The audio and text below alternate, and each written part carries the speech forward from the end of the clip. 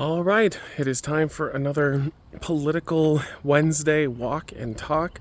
I wanted to talk about a subject that I find very interesting, and that is Iran. If you didn't know, had under Barack Obama, the Obama administration, we had a deal with them to limit their ability to make nuclear weapons. So they were allowed to, I believe, to a degree, enrich uranium, which they could use for like civilian use.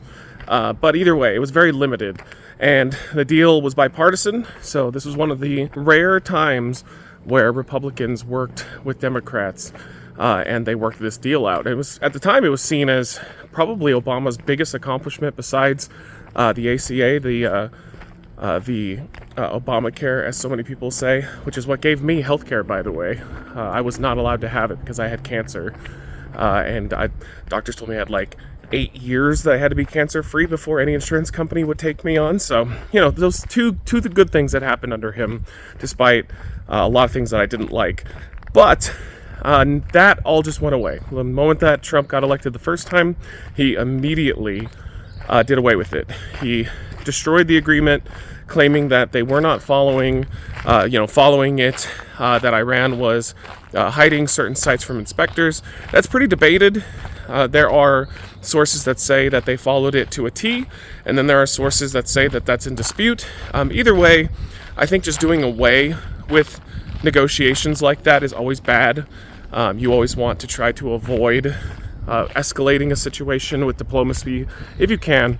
And, so things have been rocky for a while, because even, granted, even under Biden came into office and Biden refused to try to do the same deal with Iran. Iran showed very little interest in doing it as well, because we took, they took us at our word, and then we just pulled out of it. And, that's not particularly looked good on by countries like that. But I will say this, I heard some good ideas, one in particular coming from the Trump administration, and I wanted to highlight that because I never really thought about this. I never thought about it. We just did this with Ukraine, although granted we did strong arm them into a deal that's probably not the greatest thing to do to an ally that's in need, but the mineral deal, where, they give us a percentage of their minerals for life, apparently. And then we have a financial interest to protect them, to be their ally, rather than just saying, well, we'll just be your ally cuz. So somebody in the Trump administration pitched, why don't we do that with Iran? Instead of just trying to either give them their own money back that we stole from them, or lift sanctions or whatever, we would have our American companies go into Iran and benefit from them enriching uranium, aka civilian use of nuclear power. That would deter them from making a nuclear weapon, because that would be in the deal, but also it would tie us financially to them and them to us. I never thought of that before. Like, that is actually a pretty brilliant way to calm tensions with traditionally what we looked at as enemies, adversaries. I like this idea a lot. I think this is really, really good. Will they do it? I have no idea. I have no idea. This administration is all over the place. They'll suggest something, and then it's gone in 3 days. They'll even, enact something, and it's gone in 3 days. Or they'll change their mind. This administration just cannot lock down any type of policy that lasts. Everything is just, unless it's the border. The border seems to be something they're very, very strict on, and they're adhering to all of their rules. But, I hope they do this. I think that this is a great idea. I think that this is a way for not just us, but the world to calm tensions, because there is nothing that brings greedy-ass people together and greedy-ass powerful nations together than financial incentives. This is just how the world works. We want it to be kumbaya. We want everybody to get along and be there for the betterment of the people. But that's just not how the world works. Everything runs on money. Everything runs on greed. It doesn't matter what country you are. And this, I think, could be a nice way of calming tensions. with somebody that has been it's been pretty bad for a while now. Like, I'm surprised that we haven't actually gone to war with them. It's gotten close a couple times. They've showed some restraint in some regards, and we've shown some restraint in some regards. Like, it's not good. Like, I know some people are like, well, let's just go to war and get this over with. If we went to war with Iran, it would make the Iraq war look like a walk in the park. And that was not a walk in the park. They're a much larger adversary. They have a much larger army, from my understanding, my layman's understanding. And they just have their shit together a lot more than Iraq did at the time that we went in there. So I like this. I hope the Trump administration does it.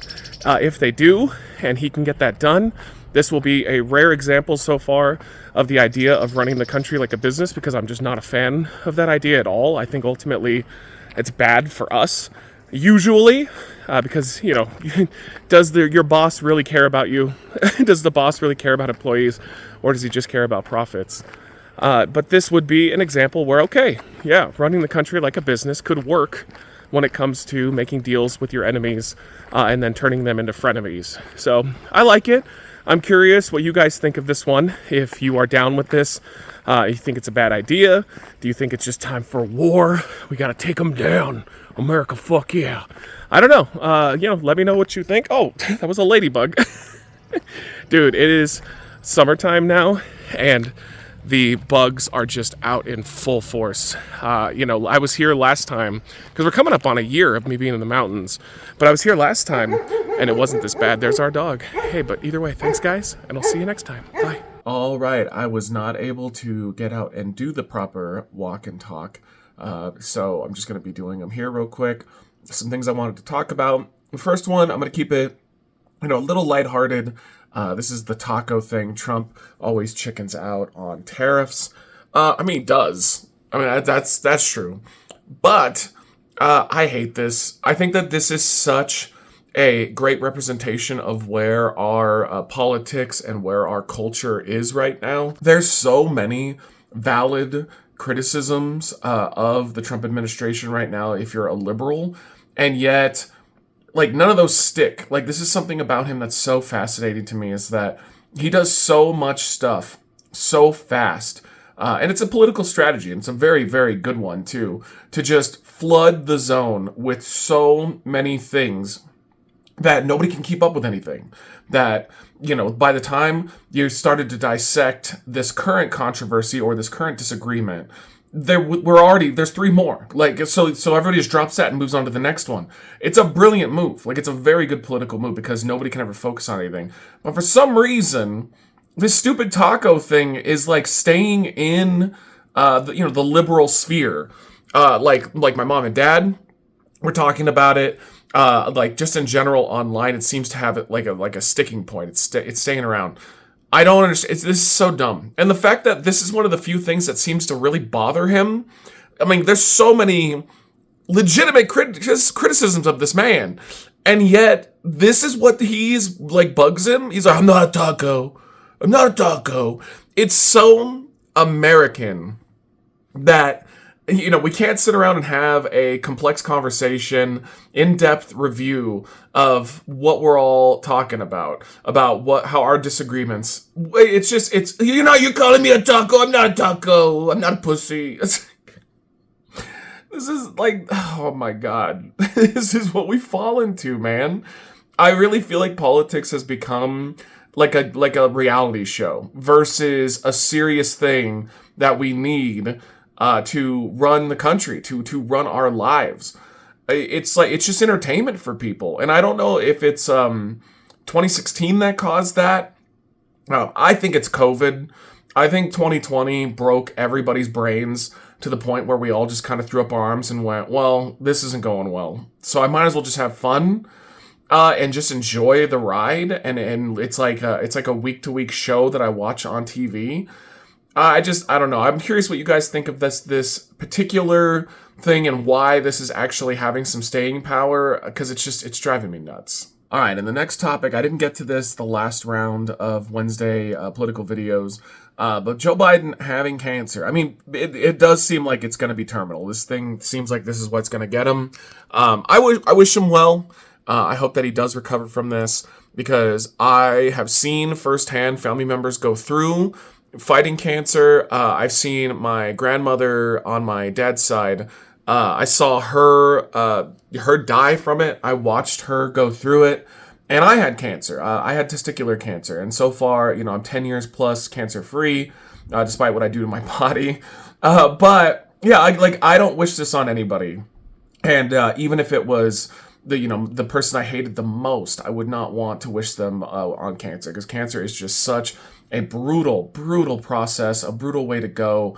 But what I want to talk about on top of that, just to get that out of the way, best wishes to Biden and his family on it, is he definitely fucking knew that he had cancer while he was running for president. There's 0% chance that he didn't. I've seen some liberals be like, oh, well, he just didn't know. No, this is pretty advanced. Like, I've been watching a bunch of content with doctors in particular that are talking about how, like, at this stage, especially being the president, because they test them all the time just to kind of see how they're doing. Even if they didn't test him all the time, like, this would have come back in certain ways. Like, they would know that he had cancer. And I tend to agree. After looking at everything, I think he definitely knew. I think he knew, and I think he had an ego. Not just about cancer, of course. He just had an ego at this point that he could get another term when that was never going to happen. This man has so cognitively declined that it just wasn't going to happen. But, like, ego is a scary thing, and, like, getting into power, having power being presented to you and then graciously handing it off. Not a lot of people can do that. Like, not a lot of people can do that at all. I think it's very rare, which is why I always say in politics, I think the best politicians are the ones that don't want to be politicians. That it's more of a call to arms, or it's more of a thing that they have to do. Like, a lot of people will have maybe a family member in the past that was wronged, or they were wronged, and they step up to the plate for their community too. And they step up to the plate, and then they feel a sense of obligation because they can. They have to do it, and it's not like they seek power out. The people who seek power tend to be terrible politicians, I think. But yeah, I mean, he had to have known. Right? He had to have known. I just don't see a reality where he didn't know that he had aggressive cancer at this point. But yeah, either way, I wish him well, and hopefully he's able to, make the most of the time that he has left. And hopefully it's a little bit longer than we think. But this sounds pretty bad. Nah, it's Jover probably. All right, and the main topic that I wanted to talk about on this Wednesday roundup is Joni Ernst, and not just her. There's a lot of Congress people, Republican side, who are doing these talking points. So if you guys don't know, the reconciliation package, which is a way for Congress, specifically the House, to get around the filibuster. So instead of having to have 60 votes, you only have to have 50. And once a year, they can, at least it's once a year. I think it's either once a year or once every 2 years, but they can pass just a shitload of stuff, and one big package, and they only need a simple majority, 50 votes, which is how it should be anyway. This whole bullshit nonsense about how, you need a super majority to do anything because it protects our rights. Fuck that. If it's a majority is all you need. That's all you need. It should be 50 votes, and that passes anything. That should just be the way it is. I've seen liberals argue before that, a lot of bad can happen. A lot of bad is happening. It hasn't changed. Like, a lot of bad is happening. With a simple majority, that means that the side that you support can get the things done that they were elected to do. And so, like, if the Republicans do that, great. I mean, listen, it is what it is. If they get into power, they should have a simple majority to pass things that they want. If liberals get into power, they should have a simple majority to pass things they want. So this reconciliation bill thing is so weird, because even the Democrats do it too. I mean, both sides do this, where they just scramble to get as much shit thrown in as they can so that they can pass it the improper way. Like, they can just kind of sneak things in. One little funny side note here. I saw that Marjorie Taylor Greene came out and realized, because this is a 4,000 page bill, 4,000 pages. There's no fucking way most of these people read what was in the bill. They just were like, did I get what I want? If yes, then I'll vote. They hid a little provision for AI in there, which was like AI can't be regulated for 10 years, that's scary. That is scary. And it was just in a random part of the bill. It didn't even really fit in where they put it. And Marjorie Taylor Greene came out and was like, "Oh, I didn't know that was in there." Yeah, of course you didn't, because these shouldn't exist. Like, our bills should not be 4,000 pages long, hiding shit so that they can sneak things through. Like, that's nuts. Back to Joni Ernst, though, in particular. We are cutting Medicaid, or at least that's what the Republicans are trying to do. They're trying to cut Medicaid by, I believe it's $800 billion. Medicaid, if you don't know, is for poor people, okay? Poor people and children, specifically usually children of poor families. And they want to cut that. Estimates are kind of all over the place, but it does look like anywhere from like 12 to 17 million people are going to lose their health care, somewhere in that ballpark. The talking point right now, if this does go through the Senate and passes, because Trump will definitely sign this is his big, beautiful bill, is that it's just illegals that are going to lose their health care. I mean, even if you just do a simple fact check on this thing, illegals are just not, or undocumented illegals, depending on how you put it, people that are not American citizens that came here illegally, they're not allowed to use Medicaid. It's not a thing. It's not a thing. There are exceptions, like emergency exceptions.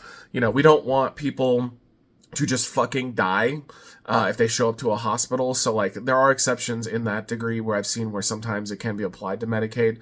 But her claim was that they're only knocking illegals off.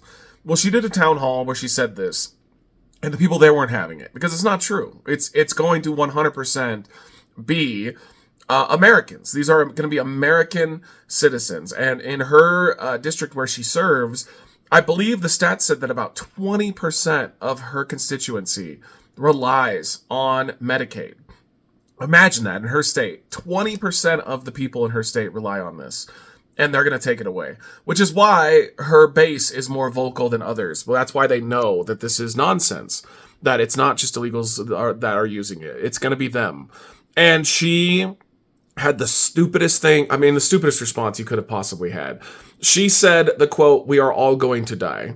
So basically, because they were riled up and they were saying that, like, people are going to die, she was like, well, tough cookies. Like, you know, people are just going to die anyway, so whatever. Her point was, well, if we take healthcare away from people, well, people are going to die anyway, so who cares? Like, let's save money.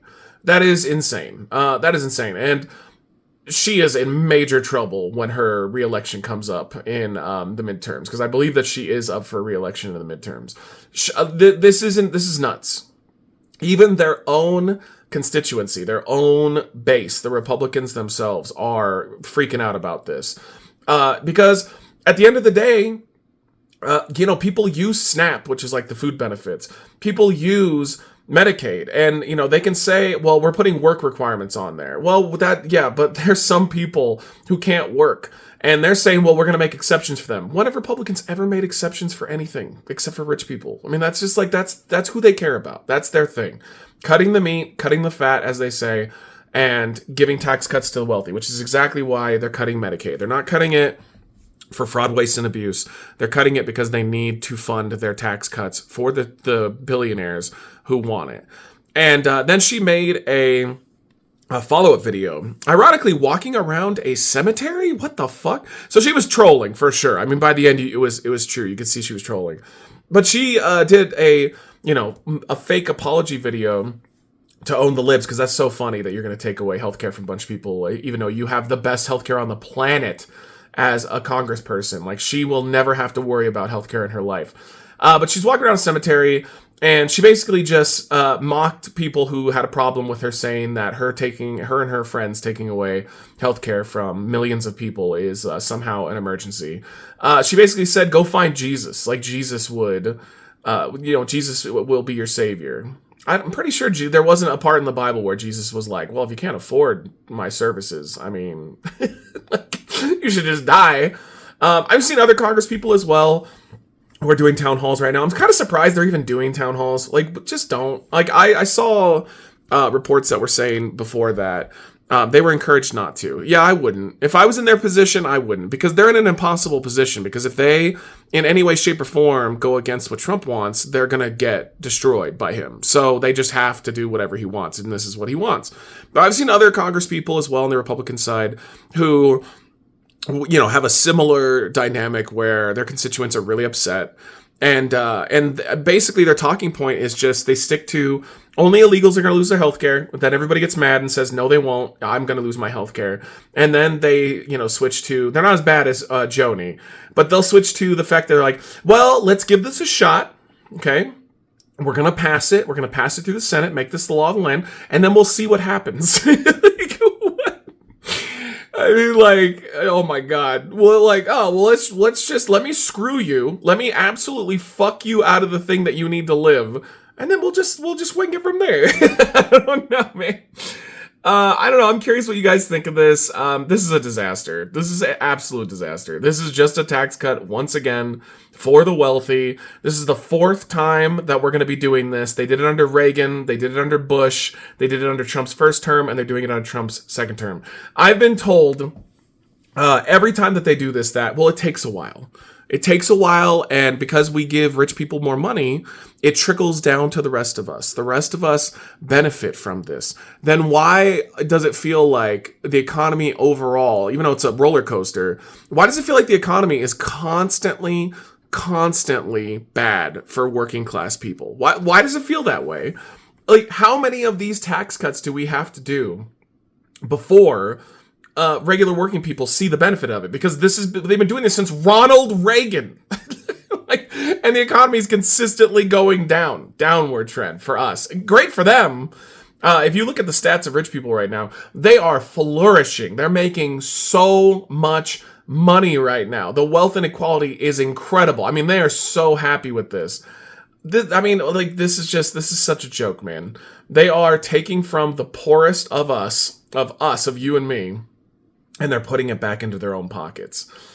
And we just keep voting for it. So, I mean, I've seen some of my conservative friends who come into our chats on Twitch and on YouTube, and I tend to agree with them because, they're not psychos. They understand that these are bad, that these are not good for us, but they just happen to lean more conservative.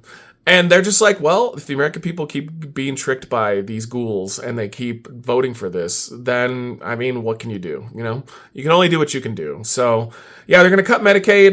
They're going to cut SNAP, aka food benefits. And they're just going to kill a lot of people.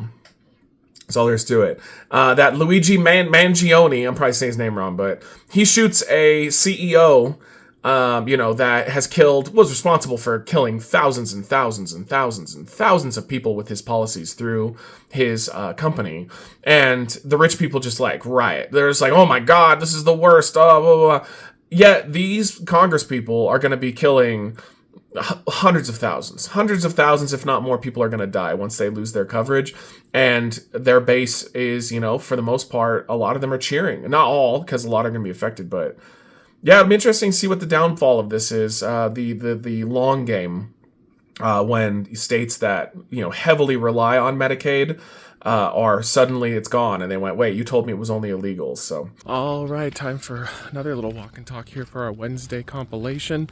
We'll see if I can actually get this one out because, dude, it was raining earlier. Thunder was crazy.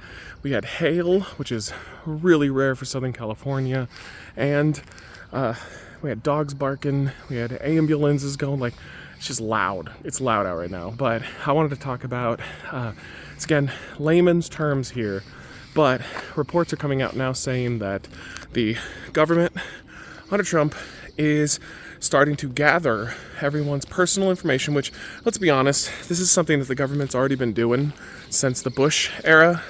It didn't stop after the Patriot Act, after 9/11, but the difference is that they're outsourcing this. Instead of just doing it through the government, they're outsourcing this through AI companies, through tech billionaires, and probably eventually trillionaires.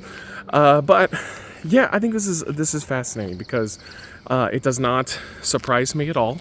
But it surprised MAGA because even MAGA is starting to push back on this one. I have seen quite a bit online because, Trump was one of the more vocal people that was against the Patriot Act.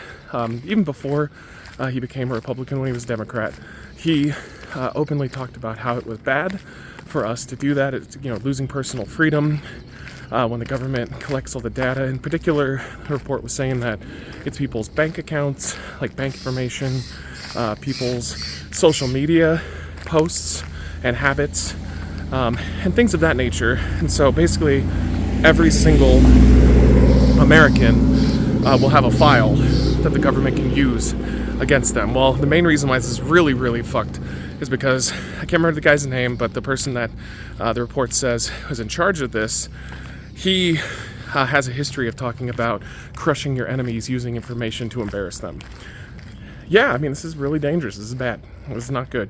I'm curious if the MAGA people that come into our comments are going to agree this is bad, or if they're going to spin it. But that is not a good sign when the government's just getting bigger, bro. They may have fired, I think it was 250,000 employees, but the actual power of the government is getting bigger. And that's not good. That's not good at all. I'm not surprised at all, though.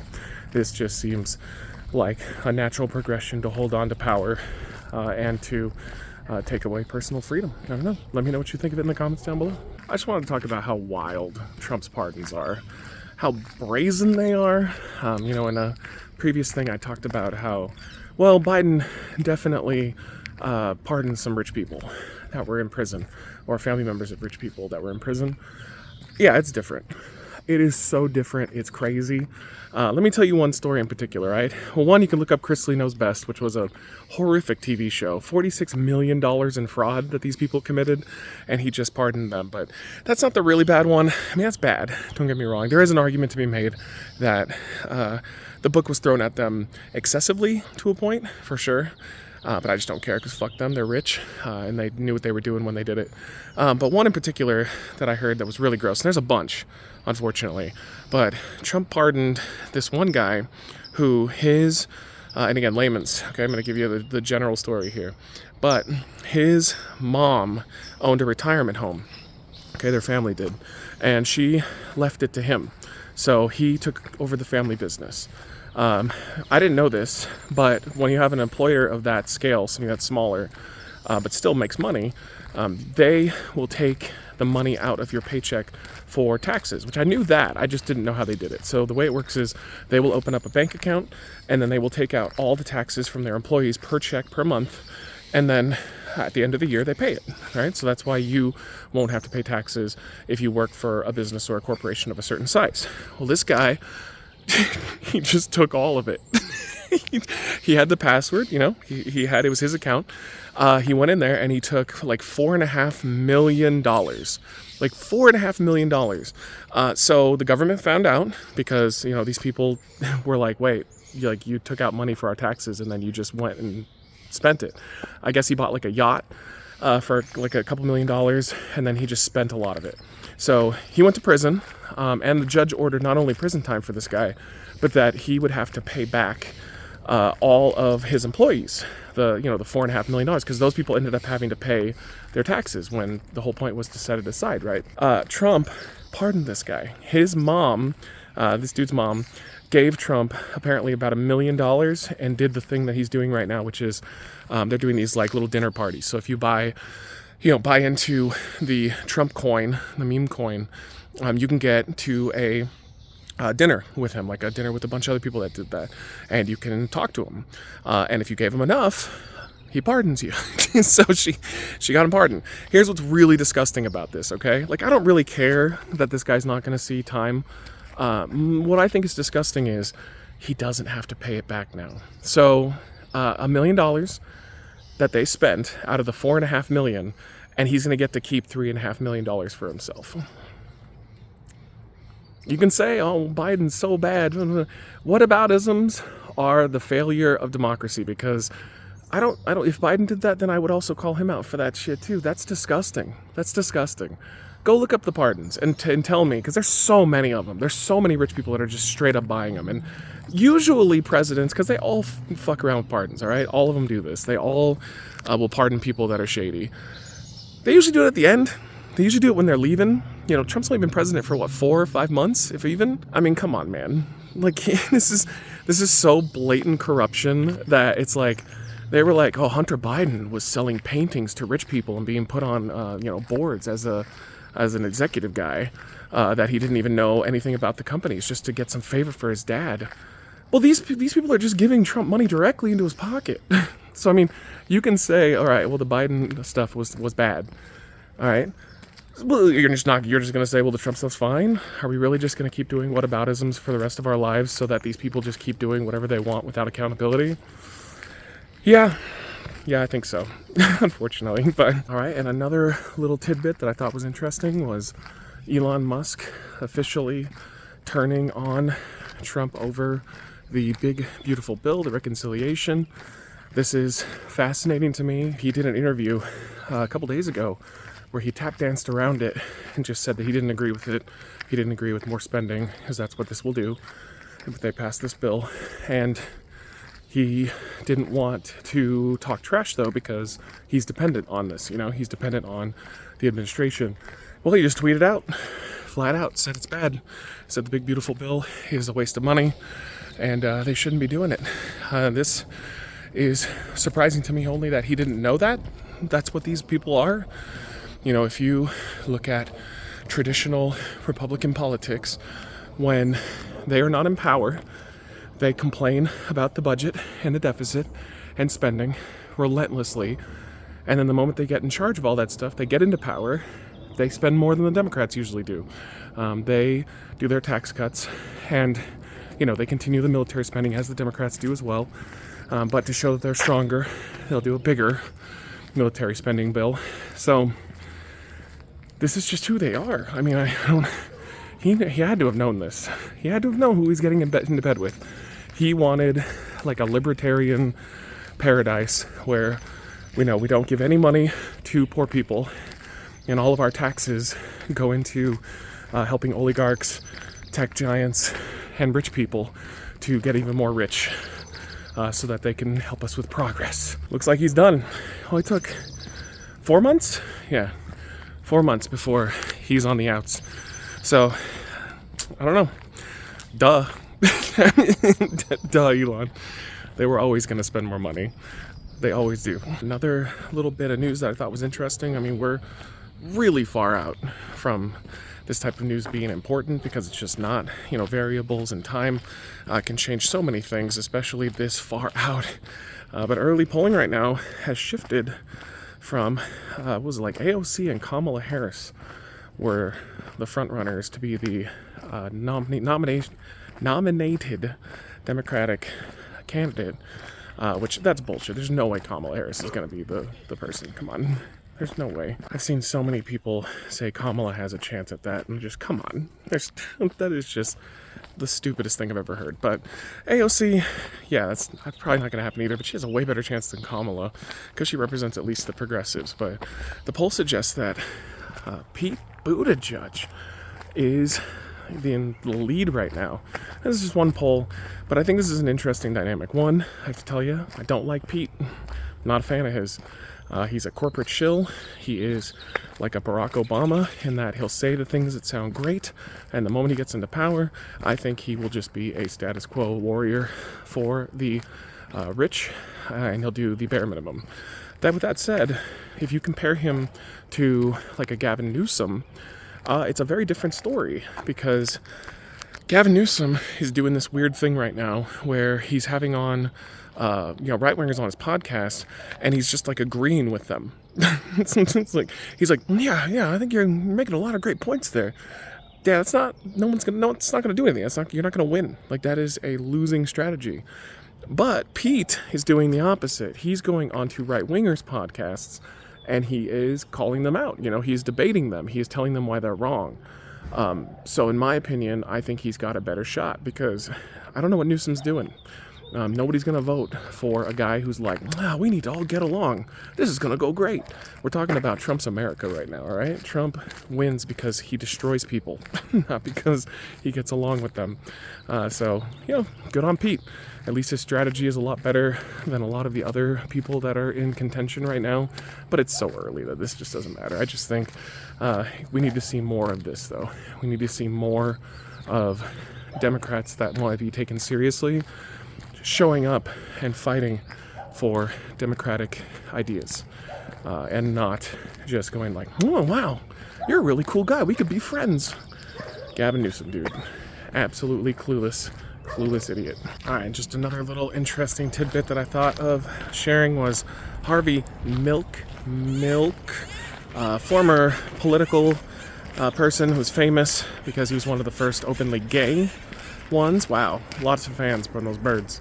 Looks like Pete Hegseth was ordering one of the ships that was named after him to be renamed. So they're going to strip it of the Harvey Milk title, which I just find that so interesting because, we, for a long time, were renaming the statues or monuments or just buildings or schools that were named after Confederate people, back in the old Civil War day. And now all of a sudden they're doing that, but for people on the opposite ideology. It's like they complained for years and years and years about that you can't erase history, that you can't do that just because of political differences or, it's our history. And now they're doing that. If this is true, of course. Which, of course, if I ever get something wrong, I don't have a problem, man. Let me know. Fact check me. I'm all about it. I do not, want to be wrong, but if I am, I have no problem admitting it. But to me, that's just such hypocrisy because, yeah, if you didn't want the left renaming a bunch of ships or buildings or schools or whatever because they had, Confederate names, well, maybe you shouldn't be doing that when it comes to people of the opposite ideology, because that just means that when they get back, the left, being they, gets back into power, you'll have no argument. They're just going to be like, well, you did it to people that we liked and agreed with us. So, yeah, more of that whataboutisms. Let's go, baby! All right, we got another walk and talk with Maddie Z, and this one's going to be a little more lighthearted. I don't think this is going to be all that divisive, but I wanted to talk about how political channels, their thumbnails are really annoying. Like, really annoying. And I know that this does branch out to other content sometimes, but I've noticed that it doesn't matter if it's right or left. They all do it. There's some exceptions. I think a few channels will kind of calm this down. They only do it every once in a while. But I think you know what I'm about to say. Every goddamn political channel does the thing where, let's say, if it's a lefty and they've got a picture of Trump on the thumbnail, he's doing this. It's like the most ugly, horrific screenshot. It's just like a moment, like where he's like, and they just zoom in on that. And then they put the text or whatever.